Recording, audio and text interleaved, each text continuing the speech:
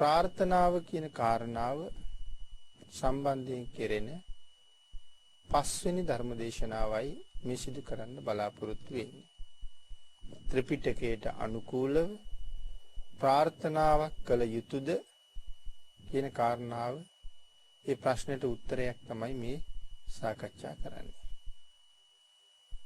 යම් කෙනෙක් යම් පින්කමක් කරලා ප්‍රාර්ථනාවක් කරන එක ඊටාම වටිනවා කියලා භාග්‍යතුන් වහන්සේගේ දේශනාවෙන්ම පැහැදිලි වෙනවා. ඒ ප්‍රාර්ථනාව හරියටම සමෘද්ධමත් වෙන්න නම් කොයි විදිහටද ප්‍රාර්ථනාව කරන්න ඕනේ කියන කාරණාව සඳහන් කරන අපූර්ව සූත්‍රයක් තියෙනවා. මජ්ක්‍ධිම නිකායේ මේ 3 වෙනි කොටසේ 10 වෙනි සූත්‍රය. සංකාර උප්පත්ති සූත්‍රය. මේ සූත්‍රය තුල පැහැදිලි කරනවා මේ පංච ධර්ම කියලා විශේෂ කොටසක්. අපි පින්කමක් කරනකොට පංච ධර්ම මත පිහිටලා මේ පින්කම කරනවා නම් හරි වටිනවා. ඊට පස්සේ ඒ පින්කම කරලා කැමැති ප්‍රාර්ථනාවක් කැමැති විදිහට කරගන්න ඉඩ තියෙනවා. මොනවද එතකොට මේ පංච ධර්ම? ඒ පහුගිය දේශනාවේදී පංච ධර්ම පිළිබඳව ටිකක් කරුණු සඳහන් කළා. මේ දේශනාවේ මූලාරම්භයක් හැටියට මේ මතක් කිරීම කරන්නේ.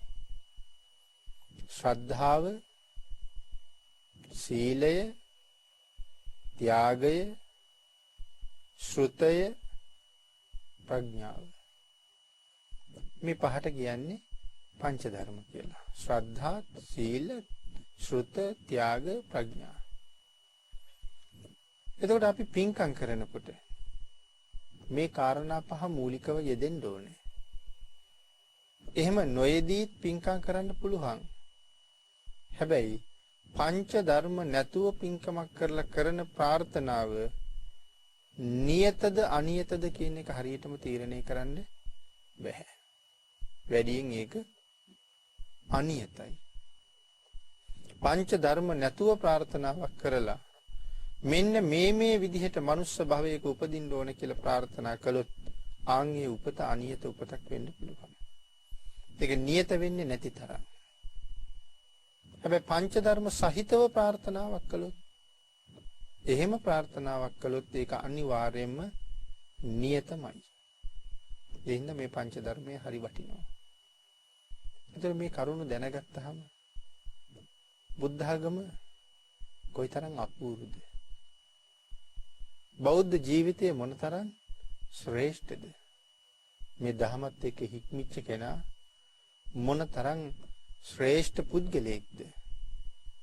ශ්‍රද්ධාවෙන්, සීලෙන්, ත්‍යාගයෙන්, ශ්‍රුතයෙන්, ප්‍රඥාවෙන් සම්පූර්ණ වෙච්ච පුද්ගලයා හැබෑවටම තමන්ගේ ජීවිතය ආලෝකමත් කරගන්න කෙනෙක්.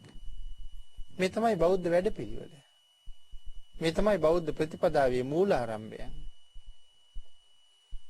යම් කෙනෙක් පංච ධර්ම නැතුව ප්‍රාර්ථනා කරනවා නම් හිතනවා නම් මේ විදිහට මට ලැබෙන්න ඕන කියලා. අපි මුලින් සිහිපත් කළා ඒ ඔක්කොම අනියතයි කියලා. මොකද අපි මේ සංසාරය ගැන තව දන්නේම නැද්ද කොහෙද සමහර වෙලාවට. ඒ තරම්ම භයානක සසරක් තියෙනවා. භාග්‍යතුන් වහන්සේ ඒ සඳහා කරුණු පැහැදිලි කරපු සූත්‍රයක් තියෙනවා. මනුස්ස චුති කියලා. සසර ගැන අපි හිතලම නැද්ද කොහෙද කියන කාරණාවට මනා උදාහරණයක්. අපිට සසර ගැන ආපහු හිතන්න කරුණු ගොඩක් මෙතන තියෙනවා. මනුස්ස චුති. බුදු පියාණන් වහන්සේගේ මේ ශ්‍රී හස්ත ධාතුවේ නියපොත්ත මතට මහ පොළොවෙන් වැලි ටිකක් අරගන්නවා. අරගෙන ඒක භික්ෂුන් වහන්සේලාට පෙන්නනවා. මහණෙනි මගේ නියපිට තියෙන වැලි ප්‍රමාණයද වැඩි? එහෙම නැත්නම් මහ පොළොවේ තියෙන වැලිද වැඩි? භාග්‍යතුන් වහන්සේගේ නියපොත්ත උඩ වැලි හිටින්නේ නැහැ. මොකද ශරීර ධාතුවේ දූවිලිවත් රැඳෙන්නේ නැත්නම් නියපිට රළු වැලි කොහොමවත් රැඳෙන්නේ නැහැ. එහෙනම් අදිෂ්ඨාන කරලයි මේ වැලි තියාගන්නේ. එතකොට භික්ෂුන් වහන්සේලා සඳහන් කළා ස්වාමීනි නියපිට තියෙන වැලි වලට වඩා මහ පොළොවේ තියෙන වැලි ප්‍රමාණය කෝටි ප්‍රකෝටි ගානකින් වැඩි. සඳහන් කරන්න බැරි තරමින්ම මහ පොළොවේ වැලි වැඩි. නියපිට තියෙන ඊටාම ටිකයි. පින්නතේ බුදුදහම කියලා කියන්නේ හැමදාම ජීවමාන ධර්ම. මේ දැනුත් එහෙමමයි. මේ කියන කාරණාව දැනුත් එහෙමමයි. අපි හිතුවේ නැති වුණාට, අපි ගණන් ගත්තේ නැති වුණාට, අපි විශ්වාස කරන්නේ නැති වුණාට ඒක තමයි ලෝකේ හැටි. භාග්‍යතුන් වහන්සේ දේශනා කළා මහණෙනි මේ මනුස්ස ලෝකේ ඉන්න සත්වයෝ මේ මිනිස්සු මැරිලා ගිහිල්ලා ආපහු සුගතියට එන්නේ මගේ මේ නියපිට තියෙන වැලි ප්‍රමාණයටත් වඩා අඩු පිරිසයි කියලා. වචන මාත්‍රයකට විතරක් මේ බුද්ධ වචන අපි සීමා කරන්න හොඳ නැහැ. ඒක අපේම අවාසනාව. දැනට මේ මනුස්ස ලෝකේ ඉන්න මිනිස්සු මැරිලා ගිහිල්ලා ආපහු සුගතියට එනවා නම් මෙන්න මේ නියපිට තියෙන වැලි ප්‍රමාණයටත් වඩා අඩු පිරිසයි මනුස්ස ලෝකෙට එන්නේ. අනිත් අය කොහාටද? සතර පායට. මේ මනුස්ස ලෝකෙට එන අය විතරක් නෙමෙයි මනුෂ්‍ය දිව්‍ය බ්‍රහ්ම තුනටම සුගතියට එන අය ගැන සඳහන් කළේ. දැන් එතකොට අපි ඒ කල්පනා කරන්න ඕනේ මමත් මේ නියපිටට ගොඩ වෙන්න සුදුසු මට්ටමේ ඉන්නවද කියලා. නැත්තම් ඉතින් මරණයත් එක්ක මට උරුම වෙන්නේ ඒකමයි. එහෙනම් මම දැන් මැරුණොත් මේ නියපොත්තට ගොඩ වෙන්න පුළුවන් මට්ටමේ ඉන්නවද? දැන් මැරෙන්න බැරිද? ඒ සඳහා තියෙන ඉඩකඩ 100%කටත් වඩා වැඩි. ඒ තරම්ම ජීවිතය අනිත්‍යයි. අපි දන්නේ අපි ආයුෂයාගේ කෙරවල කොතනද? කර්මයේ කෙරවල කොතනද? ඔය කොට්ටේ උඩ වෙන්නත් පුළුවන්. මේ පුටුව උඩ වෙන්නත් පුළුවන්. මේක ජීවිතය අහන අන්තිම ධර්ම දේශනාවත් මේ ජීවිතේ කරන අන්තිම ධර්ම දේශනාවත් වෙන්න පුළුවන්. ඒ නිසා මේකක්වත් හෙටට කල් තියන්න බෑ. මේ දැන් Taman ගැන හිතන්න ඕනේ. එතකොට මනුෂ්‍යජිති සූත්‍රයේ සඳහන් කළේ නියපිට තියෙන වැලි ප්‍රමාණය පෙන්නලා මීට වඩා අඩු පිරිසයි සුගතියට එන්නේ කියලා. මේ වාගේ පිරිසයි කියලා කිව්වනම් ඒත් සතුටුයි. මීටත් වඩා අඩු පිරිසයි. ඒක නෙමෙයි ඊළඟ කතාව. මේ මුළු නිය ධාතුව උඩම වැලි තියාගත්තද? මේ පොත් උඩ වැලි තියාගත්ත කියහම නෑ. මනුෂ්‍යජිති සූත්‍ර අට කතාවේ පැහැදිලි කරනවා කොහෙද වැලි තියාගත්තේ කියලා. පිළිතුරේ අපේ මේ නිය පොත් යම් තැනකින් පටන් ගන්නවා. පටන් අරගෙන ඉස්සරහට දික් වෙනවනේ. ඒ දික් වෙනකොට මස් වලට ඇලීගෙන එන්නේ. ඒ ඇවිල්ලා ඇඟිල්ල කෙරවලින් ඇඟිල්ලෙන් ගිලිහිලා ඉස්සරහට දික් වෙනවා. එතකොට ඇඟිල්ල නෑ නියපොත්ත දික් වෙනවා. එතකොට වෙනසක් පේනවා. මතුවෙච්ච තැන ඉඳලා ඇඟිල්ල කෙරවල දක්වා එනකම්ම නියපොත්ත රතුයි. ඒ මස් වලට ඇලිලා. එතනින් එහාට දික් වෙන ටික දැන් දිගහැරලා බැලුවත් සුදු පාටයි. එහෙම නේද තියෙන්නේ? ඇඟිල්ලෙන් ගිලිහුණාම සුදු පාටයි. මේ වැලි තියාගෙන තියෙන්නේ ආන්ගේ සුදු පාට ටිකේ. මුළු නියපොත්තෙම නෙමෙයි. හිතන්න කොච්චරද මිනිස්සු ආපහු සුගතියට එන්නේ කියලා. ඊටත් අඩු පිරිසයිනේ කිව්වේ. එහෙමනම් ආපහු සුගතිගාමී ජීවිතයක් ලබලා බොහෝ පින්කම් කර කර සතර පායාදී දුගතියකට නොයා නිවන් දක්නා ජාති දක්වා සැප විපාක සහිතව ඉස්සරහට යන්න නම් අපි පින්කම් කර කර ප්‍රාර්ථනා කරන්නම කියලා භාග්‍යතුන් වහන්සේ දේශනා කරනවා. ඒකයි මම මුලින්ම කිව්වේ මේක ත්‍රිපිටකයට අනුවයි මේ සාකච්ඡාව කරන්න කියලා. හැබැයි මේ ප්‍රාර්ථනාව නිෂ්ඵල වෙනවා අර මුලින් කතා කරපු පංච ධර්ම වලින් තොරනම්. ශ්‍රද්ධාව තියෙන්න ඕනේ. සීලේ තියෙන්න ඕනේ. ත්‍යාගයේ තියෙන්න ඕනේ කියන්නේ දානයේ තියෙන්න ඕනේ. ශ්‍රුතය කියන්නේ හොඳට බණ අහන්න ඕනේ. ප්‍රඥාව තියෙන්න ඕනේ. මේ පහ අතහැරලා යන ගමනක් නෑ. වාහනයක් තියෙනවා. හැබැයි තෙල් නැත්තම් යන්නම බෑ. මේ පහ අතහැරලා ප්‍රාර්ථනා කරුවට යන්නෙම ඒක සම්පූර්ණ වෙන්නෙම නෑ. ඒ හින්දා මේ පහ හරියට හැම වෙලාවෙම සම්පූර්ණ වෙන්න ඕනේ. අන්න ඒ නිසා මේ පංච ධර්ම නැති ප්‍රාර්ථනාවන් එසේමයි කියලා සඳහන් කරනවා කවදාවත් මුදුන්පත් වෙන්නේ නැහැ. ඊළඟට උපදින්න විඳින නැත්නම් අපි හිතාගෙන ඉන්න තැන කවදාවත් උපදින්නේ නැහැ. හැබැයි පංච ධර්ම සහිතව ප්‍රාර්ථනා කළොත් එතන උපදිනවා. හිතාගෙන ඉන්න තැන හිතාගෙන ඉන්න විදිහට ප්‍රාර්ථනාවේ විදිහටම උපදින්න පුළුවන්. පංච ධර්ම ඇත්තම්. ආන් ඒ නිසා භාග්‍යතුන් වහන්සේ මේකට තවත් කරුණු බොහොම එකතු කරනවා. මේ සසරේ හැටි. අපේ පින්නට මතකද තෝදෙය බමුණා. අහලා තියෙනව නේද තෝදෙය ගැන? අපේ භාග්‍යතුන් වහන්සේට බැන්නා. ධර්මයට විරුද්ධව හරියට කතා කිව්වා. දන් දෙන්න එපා. දන් දුන්නාම ආපහු විපාක හම්බ වෙනවා කියලා පිළිගත්තේ නැහැ. දන් දුන්නාම ධනය අඩු වෙනවා. තෝදෙය කියන්නේ කවුද? තෝදෙය කියන්නේ එදා රජුරුවන්ගේ ආර්ථික විශේෂඥයා. රටේ හිටපු ආර්ථික විශේෂඥයා. දැන් මේ ආර්ථිකය සුරක්ෂිත කිරුවේ කොහොමද? දෙන්න එපා. දුන්නොත් ධනෙ ඉවර වෙනවා. නොදීම ඉන්න. එයාගේ පුතාට උපදෙස් දුන්නෙත් එහෙමනේ. දෙන්න එපා. ටික පුළුවන් නම් එකතු කරන්න. මේ මැස්ස ටික පැණි ගෙනල්ලා මේ වදේ පුරවනවා. වේය ටික පස් ගෙනල්ලා හුඹ හාදනවා. හැබැයි අඳුන් කියන જાතිය මිනිස්සු ටික අරගෙන මූණේ ගන්නවා. අඳුන් කුප්පිය ඉවර වෙනවා. නමුත් මේ වදෙත් පිරෙනවා. හුඹහත් ලොකු වෙනවා.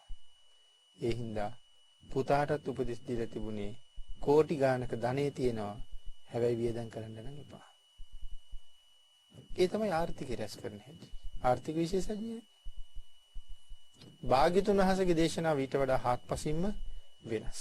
ඒ හින්දා තෝදෙය බුදුරජාණන් වහන්සේට කැමති නෑ. භාග්‍යතුන් වහන්සේට දොස් කියනවා. ධර්ම රත්නයටත් නිග්‍රහ කරනවා. මෙట్ల ගිහිල්ලා කොහෙද ඉපදුනේ? සුනකෙක් වෙලා.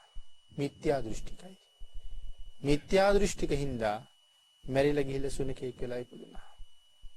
එවනම් මේ නිමිත්‍යා දෘෂ්ටිය ආත්ම කෝටි ගණන් අපිව නිරේ උපද්දවනවා. ඒක තමයි මිත්‍යා දෘෂ්ටියේ හැටි. තෝදෙයගේ පුතා සුබ මානවකයාට මේ ජීවිතේම මාර්ගඵල ලබන්න පින් තියෙනවා. භාග්‍යතුන් වහන්සේ මහා කරුණා සමාපත්තියෙන් දැක්කා. තීරණය කළා සුබ මානවකයා මුණ ගැහෙන්න ඕනේ කියලා. හැබැයි සුබ මුණ ගැහෙන්න සුබගේ ගෙදරට වඩින්න ඕනේ. සුබත් මිත්‍යා දෘෂ්ටිකයිනේ. මොකද තාත්තගේ පාරේ ගියේ. නමුත් පෙර පින් තියෙනවා. භාග්‍යතුන් වහන්සේ දන්නවා ගෙදරට වැඩියහම සුනකයා භාග්‍යතුන් වහන්සේට බුරනවා. සුනකයාට අයහපතක් වෙනවා. හැබැයි පුතාට යහපතක් වෙනවා.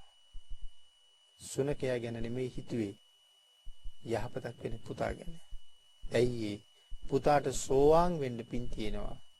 මේ සෝවාන් බව කියන එක ආත්ම කෝටි ප්‍රකෝටි ගණනකින්වත් ලබන්න අපහසු දෙයක්. මොහුට මේ ජීවිතෙන් ඒ ලබන්න පින් තියෙනවා. මේක මගහැරුණොත් ආය ඔහුට ආත්ම කෝටි ගණනකට ඒක මගහැරෙන්න පුළුවන්. ආන් ඒ හින්දා ඔහු සසරින් මුදවන්න ඕනේ අවස්ථාව ආපු වෙලාවේ. භාග්‍යතුන් වහන්සේ ඒ හින්දා සුභගේ ගෙදරට වැඩියා. සුභ නම් හිටියේ නෑ. භාග්‍යතුන් වහන්සේ වඩිනකොට සුභගේ හිටියා බොහොම හොරතල් බලු පැටියෙක්. එයා බොහොම සුව පහසු යහනක ඉඳලා බැහැලා ඇවිල්ලා බුදුරජාණන් වහන්සේට බිරුවා. කවුද මේ? සුභ මානවකගේ තාත්තා. සුභ දන්නවද මගේ තාත්තා මේ කියලා? අපිත් හිතන්න ඕනේ. අපේ ගෙවල් වලත් ඇති අපේ නෑදෑයෝ. අපි දන්නේ සසරේ හැටි. භාග්‍යතුන් වහන්සේ සුනකයාගෙන් ඇහුවා තෝදෙය එදා මට බැනලා ඔබ තිරිසන් අපායට ආවා. අද මට බුරලා භවීචයට යන්නද කියලා. බලන්න මේ සම්මා සම්බුද්ධ මේ මහා මුනීන්ද්‍රයන් වහන්සේ ගැන අපි කොච්චරද දන්නේ? සුනකෙක් නම් උන්වහන්සේට බිරුවේ. ඒ සුනකයා නවතින්නේ අවීචියේ නම් උන්වහන්සේට විරුද්ධව වචන මාත්‍රයක් කතා කරපු මිනිහෙක් කොහේ නවතීද? ඔහුටත් අවීචියම තමයි. එහෙනම් මේ මොන තරම් ගුණයක්ද සම්මා සම්බුද්ධ කියලා කියන්නේ. මේ වගේ කරුණු ගොඩාක් මේ දේවල් වලින් මතුවෙනවා. සුනකයාට භාග්‍යතුන් වහන්සේ එහෙම සඳහන් කරාම ලැජ්ජ හිතුණා. එහෙනම් බුදුරජාණන් වහන්සේ මං අඳුරගත්තා. හැබැයි ගියේ අර යහනට නෙමෙයි. එයා ගියේ ලිපගාවට. අලුගොඩට. සුබ ඇවිල්ලා ඇහුවා. කවුද මෙයා ලිපගාව තිබ්බේ? අලුගොඩේ තිබ්බේ. සේවකයෝ කිව්වා බුදුරජාණන් වහන්සේ වැඩියා. මේ සුනකයාට ඔබේ තාත්තගේ නම කියලා කතා කිරුවා. එතන ඉඳලා සුනකයා ඇඳට යන්නේ ලිපමුල්ලේ ඉන්නේ කියලා. කේන්ති ගියා. හොයාගෙන ගියා භාග්‍යතුන් වහන්සේ බයින් මගේ තාත්තා ඉන්නේ බඹලෝ කියලා හිතුවේ. කරුණු කාරණා ඇහුවාම කාරණාව පැහැදිලි කරලා දීලා කිව්වා සැකයි නම් තාත්තා ඔබට දුන්නේ නැති දේවල් මොකක්ද තියෙනවද කියලා ඇහුවා. තියෙනවා ස්වාමීනි. බොහෝ වස්තුන් මට දීලා නැහැ. එහෙනම් ගෙදර ගිහිල්ලා කිරිබතක් හදලා මෙයාට හොඳට කන්න දෙන්න කිව්වා. කිතෙල් මිශ්‍ර කිරිබතක් හදලා. කිරිබත් කාහම මෙයාට නිදිමත එනවා. මෙයා නින්දත් නොනින්දත් අතරේ ඉන්න වෙලාවේ කතා කරලා අහන්න කිව්වා තාත්තී මට දෙන්න නැතුව හංගපු වස්තුව කොහෙද තියෙන්නේ කියලා. නින්දත් නොනින්දත් අතරේ ඉන්නකොට අහන්න කිව්වා. ඒ විදිහටම මෙයා කළා. සුනකයා හිම්ම මැන්දෙන් බැහැලා ගිහිල්ලා තැන් වල හැරුවා. සුබ ඒ තැන් හාරවල බැලුවා සේවක වෙලවුවා. බලහම තවන්ට නොදී හංගපු ධනෙ තැන් වලම තිබුණා. මෙයා පිළිගත්තා මේ තාත්තා තමයි කියලා. මේ තමයි සසරක හැටි. ඒකයි මං කිව්වා අපේ ගෙවල් වලත් ඔය ඉන්න අය අපේ ඥාතින් වෙන්න පුළුවන් එහෙම නැති වෙන්නම බෑ. ඒක එහෙමමයි. මේ සංසාරේ හැටි. මාගන්දිය බමුණටයි බැමිණිටයි දෙන්නට සසරින් මිදෙන්න පින් තියෙනවා. නමුත් ඒ ගෙදරට වැඩියහම දුව අපායට යනවා. අම්මයි තාත්තයි මිදෙනවා දුව අපායට යනවා. එක්කෙනෙක් නිරේට යන එක නෙමෙයි වටින්නේ දෙන්නෙක් නිදහස් වෙනවා. කෝටි ප්‍රකෝටි ගණනක් ආත්ම වලින් ලැබෙන්නේ නැති සෝවාන් ආර්ය මාර්ගඵලයේ ලබන්නේ දෙන්නට පින් තියෙනවා. ඔවුන් දෙදෙනා සසරින් මුදවන්න ඕනේ. ලැබුණ අවස්ථාවෙන් ප්‍රයෝජන ගන්න. භාග්‍යතුන් වහන්සේ එහි වැඩියා. මාගන්දිය බැමිණි මේ දෙන්නගේ දුව භාග්‍යතුන් වහන්සේ නිග්‍රහ කළා එක්තැනකට කාරණාවක් නිසා. මොකද බමුණට ඕනෙම නේ දුව භාග්‍යතුන් වහන්සේට විවාහ කරලා දෙන්නේ. මිත්‍යා දෘෂ්ටික බමුණ මේ කරුණු එච්චර දැනගෙන ඉන්න නැතුව ඇති. දුවට ගැළපෙන තරුණයා අද ගෙදරම ඇවිල්ලා. ඒකනේ ලෑස්ති කරගෙන ඉන්න කිව්වේ. භාග්‍යතුන් වහන්සේට දැක්කුවාට පස්සේ භාග්‍යතුන් සඳහන් කළේ බ්‍රාහ්මණේ ඔබේ දුව හරියට අසූචි පුරවපු කලගෙඩියක් වගේ. මගේ අතින් තබා මගේ පයින්වත් ස්පර්ශ කරන්න මම කැමති නෑ. ඒකට වෛර කළා. ඒ චෝදනා කළා. එයා භාග්‍යතුන් වහන්සේගෙන් පරිගණ්ඩ තීරණය කළා. නමුත් ධර්ම කාරණාව අහලා අම්මයි තාත්තයි සෝවාන් වුණා. මාගන්දිය ආවිචිට ගියා. එතකොට පින්නතුනි අපි මේ සංසාරේ ඉපදෙනකොට අපි මොනතරම් තිරිසන් ලෝකවල ඉපදෙන්නේද? අද මේ පෙර පිං තියෙන නිසා මනුස්ස ජීවිතයක ඉපදිලා හිටියට මොනතරම් තිරිසන් ආත්මවල ඉපදිලා ඉන්නේද? තිරිසන් ආත්ම කියලා කියහම වැසිකිලි වලක පණුවෙක් වෙලා කොයි කාලයක් ඉන්නේද? ආත්ම කීයක් ඉන්නේද වැසිකිලි වලවල? අසුචි ගොඩක් උඩ නිලමැස්සෙක් වෙලා. තවත් බොහෝම අප්‍රසන්න සත්තු ගැඩබිල්ල වෙලා මහ පොළොවේ පණුව වෙලා මහ සාගරේ යොදුන් ගණන් යට අඳුරු ගුහාවල් වල ඉපදිලා මොන තරම් දුක් විඳපු අපිද මේ දේවල් එකක්වත් අපිට පරණ දේවල්ද නැත්නම් අලුත් දේවල්ද? මේ සේරම අපි විඳපුවා. අද ජීවිතේ අපි ගාව සැලසුම් තියෙනවා. ගයක් හදන්න ඕනේ. කාර් එකක් ගන්න ඕනේ. විවාහ වෙන්න ඕනේ. දරුවෝ මල්ලු හදා ගන්න ඕනේ. විශ්වවිද්‍යාලේ යන්න ඕනේ. උපාධියක් ගන්න ඕනේ. මේවා මේ අලුතෙන්ම ජීවිතේ හම්බ වෙන්න තියෙන දේවල්ද? නෑ, පෙර භවයල් මේ දේවල් මීට වඩා හොඳට කෙරුවා අපි. නමුත් මනාව ධර්ම ශ්‍රවණයක් තිබිච්ච නැති නිසා හොඳට ධර්මයෙන් සරණක් හම්බුනේ නැති හින්දා අපි තාම මේ සංසාරේ තාම සතර අපායට වෙටි ඇවිදගෙන යනවා. පාරේ යනකොට එකපාරම මැස්ස ගොඩක් ඉහිරුනොත් නොකීවත් නොදැක්කත් අපි දන්නවා අසුචි ගොඩක් ඇති කියලා. හැබැයි හැරිලා බලනවත් ප්‍රියක් උපදින්නේ නැහැ. හැරිලා බැලුවොත් ඒක උඩ ඉන්නවා නිලමැස්සු ගොඩක්. මම ඒක දිහා බලන්නෙත් අකමැත්තෙන්. හැබැයි ඒකේ උඩ වහලා ඉන්න අයත් ඉන්නේ අකමැත්තෙන්ද? හරි කැමැත්තෙන් ඒගොල්ලෝ අසුචි ගොඩ ඉඹ ඒකම කනවා. ඒක පුරාම විදිනවා හරි කැමැත්තෙන්. හැබැයි මට තියෙන පුදුම පිළිකුලක්. ඒක දිහා බලලා හිතන්න ඕනේ මේ විදිහට නිලමැස්සෙක් වෙලා ඉපදිලා ඊටාම කැමැත්තෙන් අනුන්ගේ අසුචි ගොඩවල් ඉඹා කී කාලයක් නම් මං කන්න ඇද්ද කියලා. වැසිකිලි වලේ කී කාලයක් මං ඉන්න ඇද්ද කියලා. එතකොට දැන් මෙතෙක්කල් හිටපුවා නම් කාපුවා නම් වලේ හිටපුවා නම් කමක් නැහැ. දැන් කොහොම වෙලත් දැන් ඉඳලා ඉවරයිනේ. ප්‍රශ්නේ තියෙන්නේ කොතනද? ආයෙත් මේ වගේ අසුචි ගොඩවල් වල වහනවද කියන එකයි. ආයෙත් වැසිකිලි වල උපදිනවද කියන එකයි. ඒකට උත්තරයක් හොයන්න තියෙන හොඳම තැන තමයි ඔබ ඉන්නේ. ලැබිච්ච ශ්‍රේෂ්ඨ මනුෂ්‍ය ජීවිතය හැම පැත්තෙම ෂණ සම්පත් වලින් පොහොසත්. ඇස් දෙකත් හොඳයි. කන් දෙකත් හොඳයි. කයත් අපි කතා කරන හැටියට නිරෝගී. මානසිකත්වයට මන්ද මානසික තත්ත්වයක් උම්මත්තක තත්ත්වයක් නැහැ. අතපයත් හොඳයි. එන පංච ඉන්ද්‍රියන්ම හොඳයි. බුද්ධ ආගමත් ලැබිලා. බුද්ධාන්තරයක ඉපදිලා. නිවැරදි ධර්මයක් තාම රටේ තාම ලෝකේ තියෙනවා. නිර්මල ධර්මයේ තාම තෝරා බේර ගන්න පුළුවන්. තාම ලෝකේ සත්පුරුෂයෝ ඉන්නවා. ඒ නිසා අනුකම්පාවෙන් නිර්මල ධර්මයේ දේශනා කරනවා. ප්‍රයෝජන අරගෙන වහවහ සසර අපායෙන් මිදෙන්නයි අවස්ථාව තියෙන්නේ. හැබැයි මේ අවස්ථාව මගේ අරුණොත් ආය කල්ප ගානකට අතෑරීද කොච්චර කාලයකට අතෑරීද කියන එක නම් කියන්න බැරි නිසා ප්‍රඥාවන්ත වෙන්නම වෙනවා. මේ කාරණාව අපහු හිතන්නම වෙනවා. ඒකයි මේ සසර ස්වභාවය. ආන් ඒ නිසා මේ ජීවිතේ පින් කරලා හොඳ ප්‍රාර්ථනාවක් කරන්න ඕනේ සතර අපායක නම් යන්නේ කියලා. යන්න මේපා සතර අපායකට කියලා. දෙව් මිනිස් දෙගතියේ සැප විඳලා ප්‍රාර්ථනීය බෝධියකින් නිර්වාණය සාක්ෂාත් කරගන්නම මේ කරන පින් හේතු වෙන්න කියලා හොඳ ප්‍රාර්ථනාවක් අපි කරන්න ඕනේ. හැබැයි සියල්ල මුදුන්පත් වෙන්නේ පංච ධර්ම සහිතනම් පමණයි.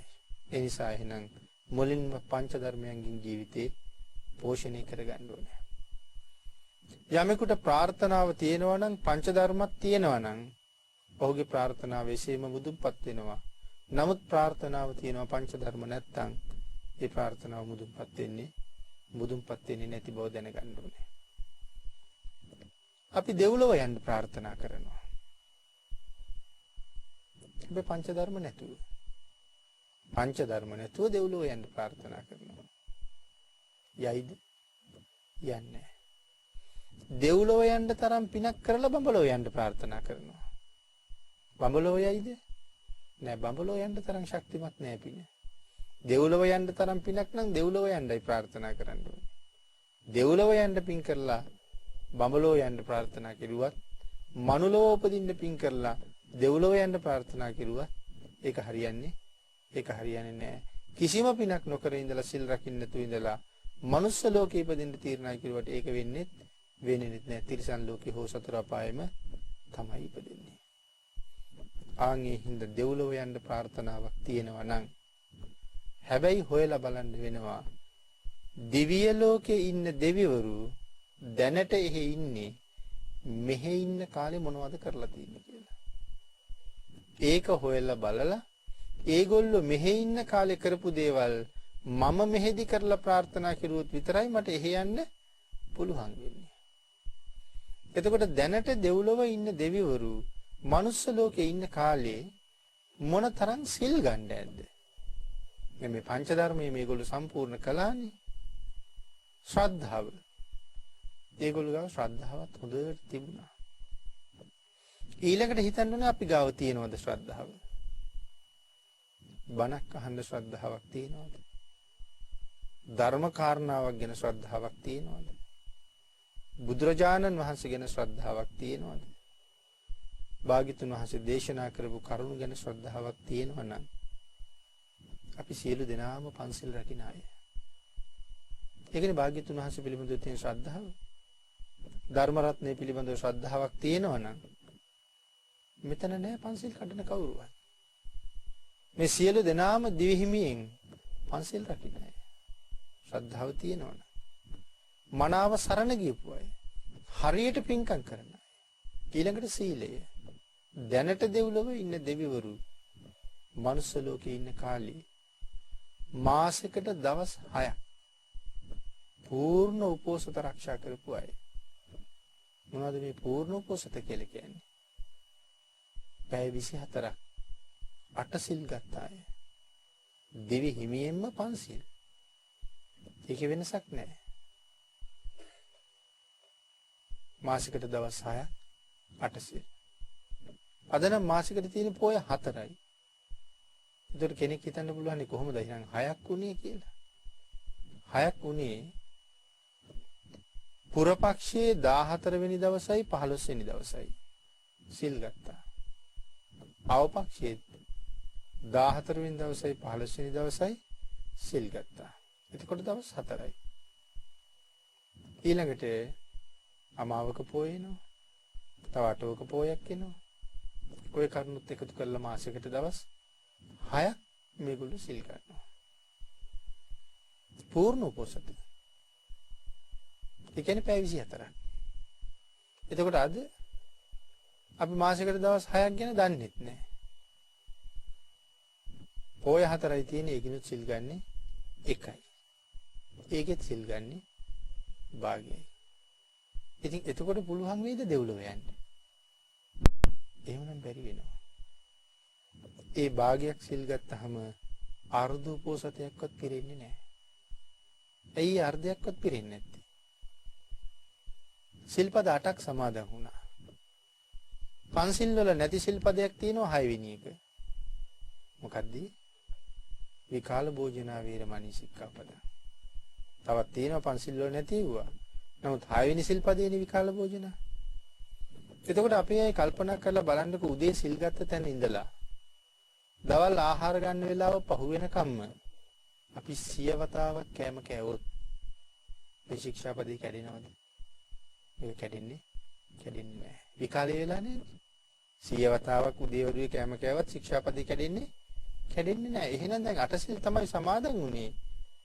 එතකොට එහෙනම් මේ 6 වෙනි සිල්පදේ රැකෙන්න පටන් ගන්නෙ ඉර හැරුණගෙන් පස්සේ ඉඳලා. එතකොට මම හැන්දෑවේ සිල් පවාරණය කරාම මේ සිල්පදේ රැකිලා තියෙන භාගයයි. පැය 3ක් නැත්තම් 4ක්. මගේ අදහසක් තියෙනවා සිල් පවාරණය කරලා ගිහිල්ලා රැට කෑම කන්න. ඒක සීලී සම්පූර්ණද? ආන්ගේ හිඳ පූර්ණ අර්ධ උපෝසතයක් වෙන්නේ නැහැ. මම අද ගෙදරින් එන්නේ හෙට උදේ එළි වෙනකන් සිල් රකින්න. හෙට උදේ එළි වෙනකම්ම ගෙදර එන්නේ නැහැ කියලා එන්නේ. මට රැට උණක් හැදෙනවා ඉන්නම බෑ. අසනීපයක් හැදෙනවා.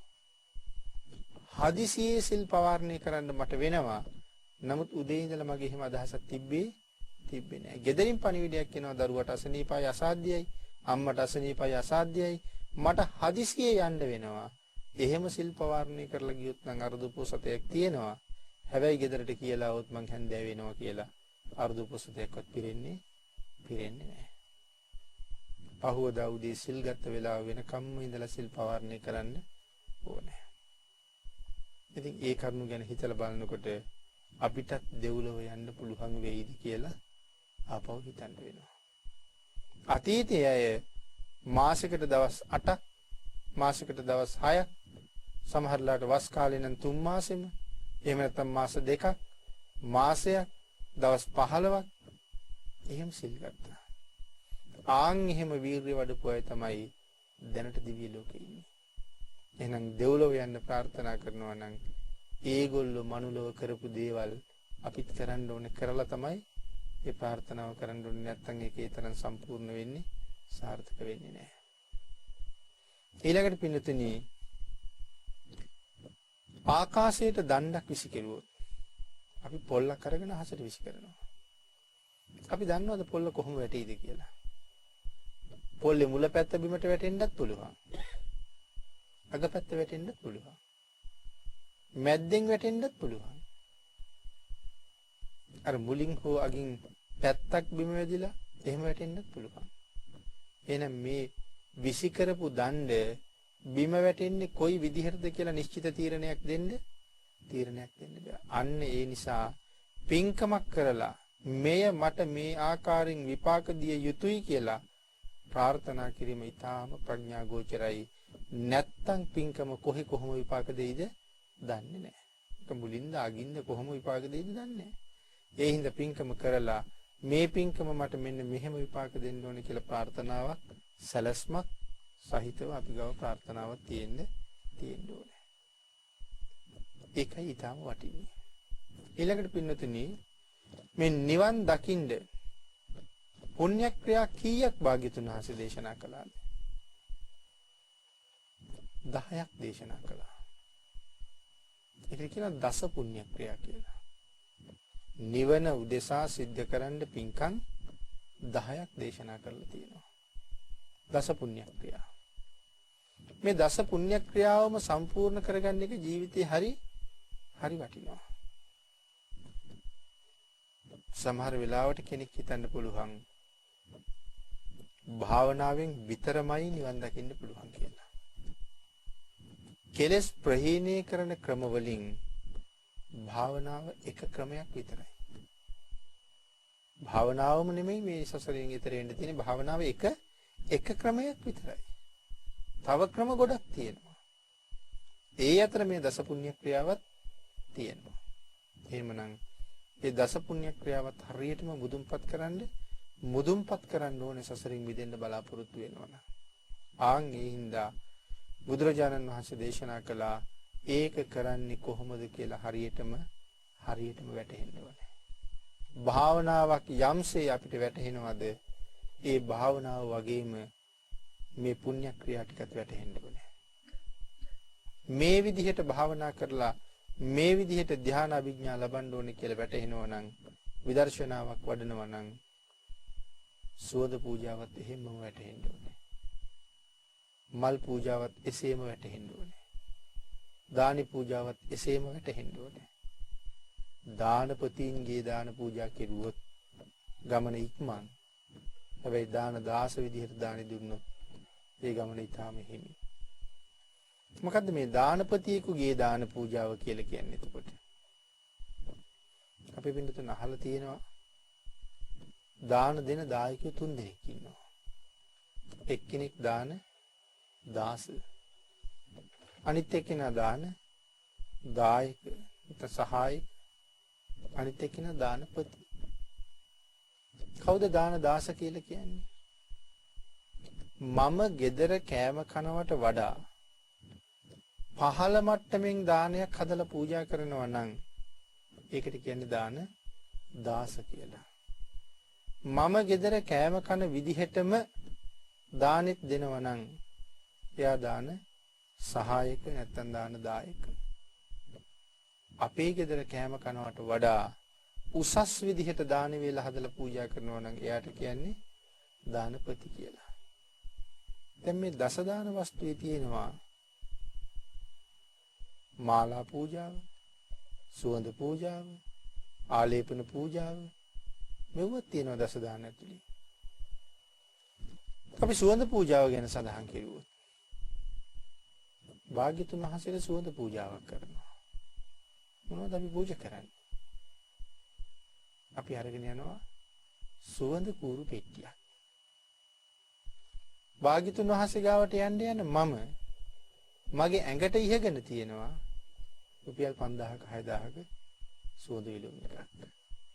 මේ දෙකේ වෙනස මොකද්ද? මම පාවිච්චි කරපු එක ඊටාම උසස්. බුද්ධ පූජාවට තියාපු එක ඊටාම පහළයි. එතකොට මගේ සුවඳ පූජාව දානපතිද දාන දාසද? එහෙනම් සුවඳ පූජාවෙන් හම්බ වෙනවා ප්‍රඥා වර්ග 7ක්. ඒ ප්‍රඥා වර්ග 7 හම්බ වෙයිද 16ක් හැටියට පූජාවක් කරලා. දාන 16ක් වෙලා ඒක බොහොම නොලැබෙන දෙයක්. ආන් ඒකයි මං කිව්වේ භාවනාව වගේම මල් පූජාවත් වැටහෙන්න ඕනේ.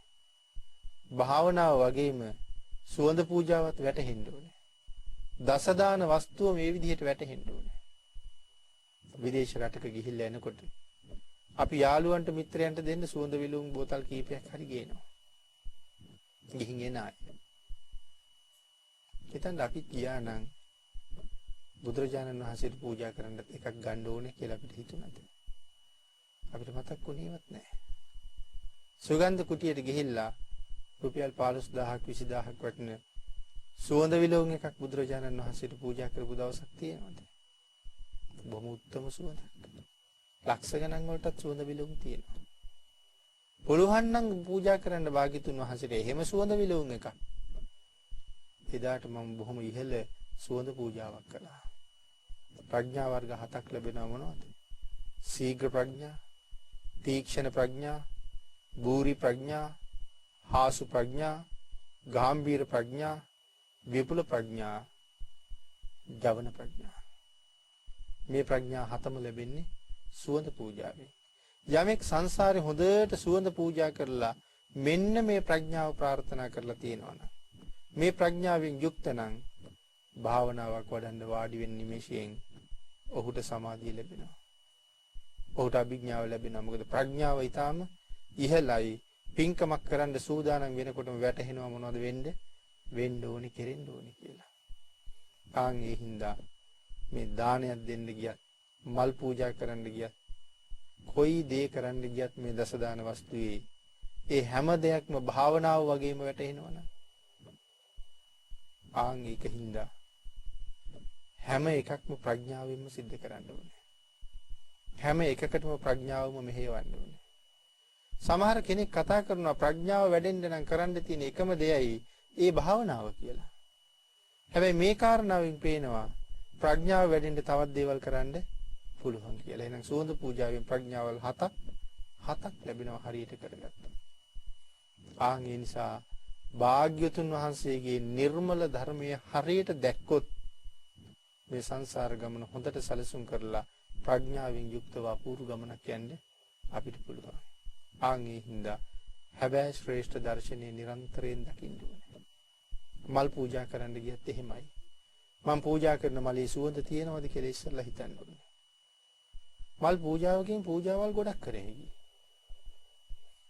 එකක් මලේ සුවඳ පූජා කරෙහි. අනික මලේ පැහැය පූජා කරෙහි. ඒකට පූජාවල් දෙකක්. අනික මලක් හරි සිනිදුයි. සිනිදු මලුත් තියෙනවා රළු මලුත් තියෙනවා. එහෙනම් සිනිදු මලක් පූජා කරාම ඒ මෘදු සුමුදු බවත් වෙනම පූජා කරෙහි. එතකොට එකම මලෙන් පූජාවල් 3ක්. අපි හරියට කල්පනා කරන්න ඕනේ. ඒ මලේ ලපද? ඒ මලේ කැලල්ද? ඒ මල භාගෙට පර වෙලාද? ඒක කුරුමිනියෝ කාලාද? මේක තැලිලාද? ඒ හැම දෙයක්ම කල්පනා කරලා එහෙම වුණා නම් එවන් මල් එකක්වත් බුදුරජාණන් වහන්සේ ගාවට යන්න සුදුසු නෑ. භාග්‍යතුන් වහන්සේ ගාවට යන්න සුදුසු. ඊටාම පිරිසිදු අලුත් සුවඳ තියෙන හොඳ මලක් පූජා කරගන්න පුළුවන් වුණොත් පරණ මල් වට්ටියක් පූජා කළාට වඩා සුවඳ නැති මල් වට්ටියක් පූජා කළාට වඩා එක සුවඳ මලක් හරි වටිනවා. ආන් ඒ හින්දා ඒ මල් පූජාවත් අර භාවනාව වගේම වැටහෙන්න ඕනේ. අද ධර්ම දේශනාවට තියෙන කාලේ නිමා වෙලා තියෙන නිසා ප්‍රාර්ථනාව සම්බන්ධයෙන් කරන ධර්ම දේශනාවේ 5 වෙනි දේශනාව අපි අදට මේ විදිහට නිමා කරමු.